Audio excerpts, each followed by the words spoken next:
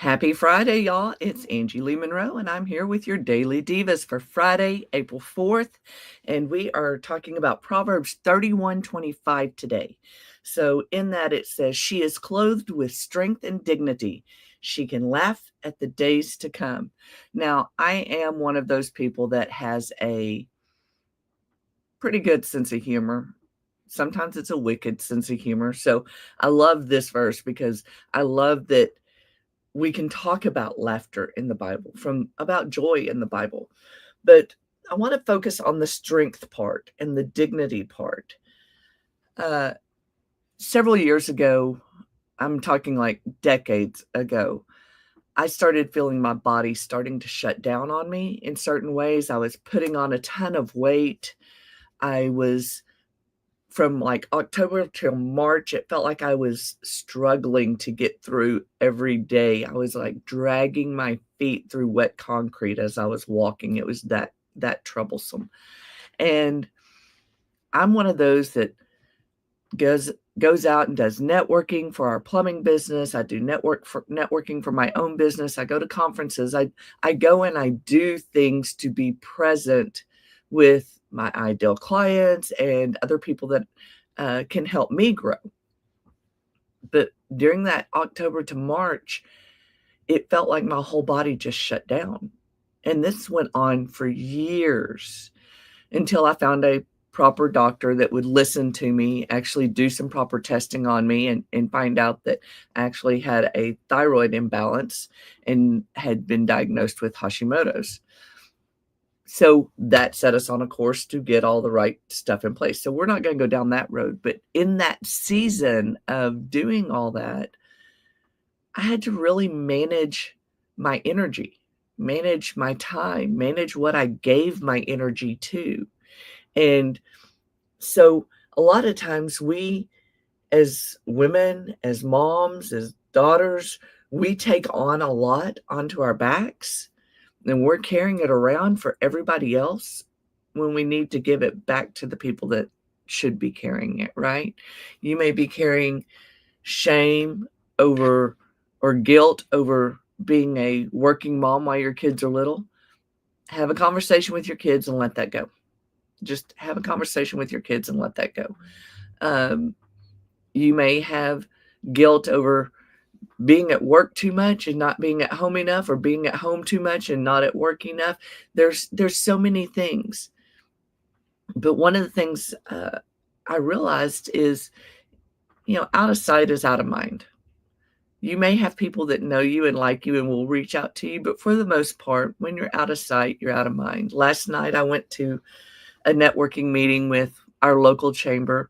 We've been a part of it for years, and we just kind of, over the last year, we let it lapse, and then I renewed it last week or whatever.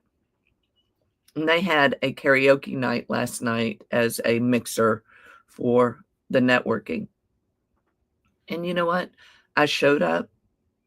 I engaged with a whole bunch of people across all the networking groups in that chamber. We had a blast. People were so good to see me, so good, so excited to see me. I was so excited to see them and just have fun. But I don't feel bad for setting that down for a time period. Things were chaotic in my life. I could not give to it everything that I wanted to give to it. And there is strength in stepping away from something that may not be in your best interest in that moment, right? So I was just burnt out last year. Burnt out. I could not give anymore last year, and I had to step away. And that was so that I could take care of myself better, restructure how I'm going to give from my talents and my abilities, and also how I'm going to receive. See, sometimes the strength is knowing how to receive, because I don't know about you, but I'm a woman that doesn't receive well. I am always the one that loves to help. Even the other day, I went to lunch with a friend of mine, and I had placed my order. I had my card out waiting for her to place her order. She goes, "No, this is our birthday lunch. I'm buying my birthday lunch and you're buying your birthday lunch. The gift is us being together." I was fully prepared to pay for both of us, but I didn't argue with her. I just said, "Okay, I can agree to that." It's one of those things of knowing that strength is not always in the power lifting. Sometimes it's in the control release of the weight, right? So yesterday at a different networking meeting I was with the Dallas NAC Week chapter. That's National Association for Christian Women Entrepreneurs. And Karen Dell was speaking on travel, and she was talking to somebody about doing virtual assistant stuff. And the somebody happened to be my daughter, Allie. And she was talking about her doing some virtual assistant stuff for her. And she said a statement I hear so many of us women say. She goes, "I'm kind of a control freak. I kind of don't like to let go of things." And in that kind of how we are, we're hoarders. We are hoarders in the control sense, right? So I've got to take care of this and this and this and this. And that, what we don't realize is we need to look at our list and then look at the people around us that can help share that weight. I'll give you an example. When my kids were growing up, they were in sports and all sorts of activities. And I would wake up on Saturday morning.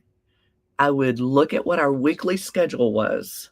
Then I would make out the meal plan for the week, determined on what our weekly schedule looked like. If we were going to be at the baseball park on Tuesday nights, I made sure that we either had something that we could eat really quick. It was in the slow cooker all day long, or we were planning on doing burgers or pizza at the ballpark or eating at the ballpark, right?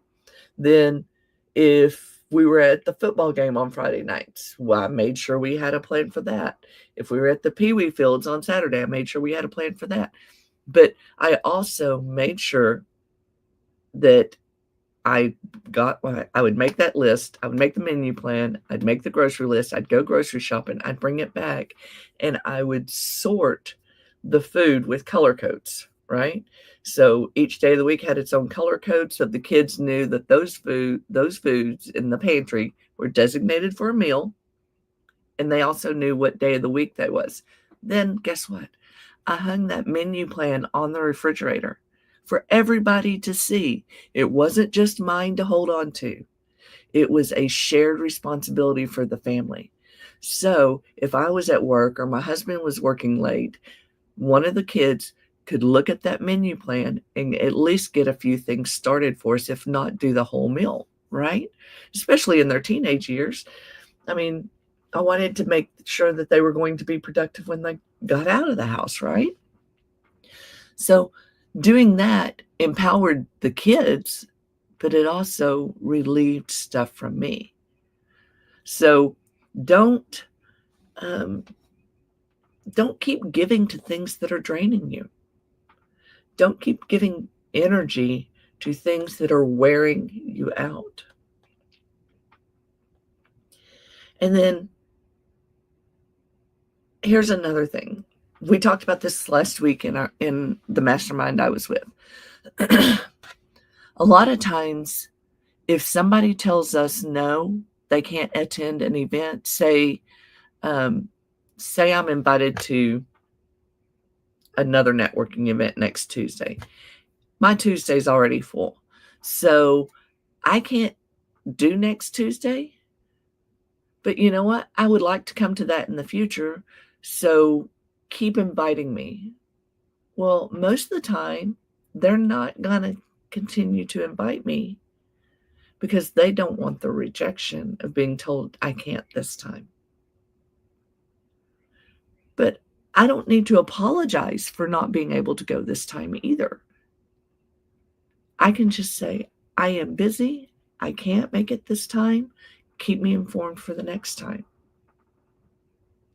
You would have loved to have gone to it, but you don't have to apologize for your time schedule. I was reminded when I worked in the air cargo industry, One of the speakers I saw at a conference one time, she says, I want you to pay attention to what the men in the office do, and then pay attention to what the women of the office do when it's time to go to lunch, or they need to take off for the day or whatever. Men just go in and say, hey, I need Thursday off. Women will go in and say, I need Thursday off because I have a doctor's appointment for my kid, and I don't know that I can get there and back. And we just throw all these words. We are devaluing ourselves in that. If you need the time off, say, I need the time off. End it there. You need to be able to speak about honoring your own space as much, if not more, than anybody else's space around you, right? Because you are the temple that God created for you to be. So honor your limits. Stop apologizing for taking time for yourself. Stop carrying the weight that everybody else is supposed to be sharing with you. And I want you to think about this in a visual sense. When you go to a gym, and trust me, I've not been to a gym in a long time. I do any workouts I do from home.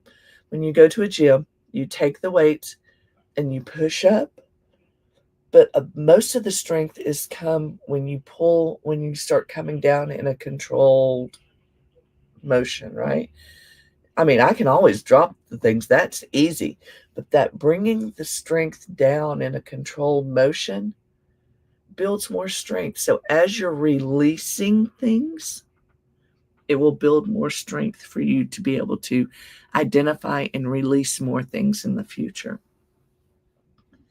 And so I want you to start thinking about, where do you need to set a boundary to protect your peace? You may have things, friends, relationships that are just zapping all your energy because they are not the best for you. I want you to set a boundary for that. If you still want to meet with them, give them the benefit of the doubt, set shorter time limits with them. See if they are going to adhere to proper healthy boundaries. Start weaning them off if they can't adhere to those boundaries. And then how can you embrace dignity even in your most vulnerable moments? So how can you honor your limits even in your most vulnerable moments?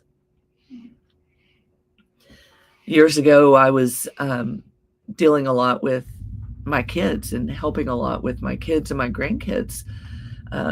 They're 11 now, but my daughter, she talks about her journey. She had postpartum depression, and we were all surrounding her, helping her. There are a lot of people in my life that just did not, how do I say this? They did not understand the importance of me being present in my daughter's life at that time. They were hurt and disappointed in me because I was putting them off to rally around my family. And you know what? I'm not going to apologize for that, because that's innately who I am. I show up for my family. Now, I don't show up for them all in an equal measure, but I show up for them in what they need from me at the moment. So I want you to think about those. Those were your three challenge questions today. What's the one thing you can release today to regain strength? Where do you need to set a boundary and protect your peace? And how can you embrace dignity even in your most vulnerable moments? And again, the verse is Proverbs 31:25. She is clothed with strength and dignity, and she can laugh at the days to come. So go out there today and find your joy. Release what you can release and find your joy. And have an amazing Friday. I look forward to seeing y'all soon. Bye now.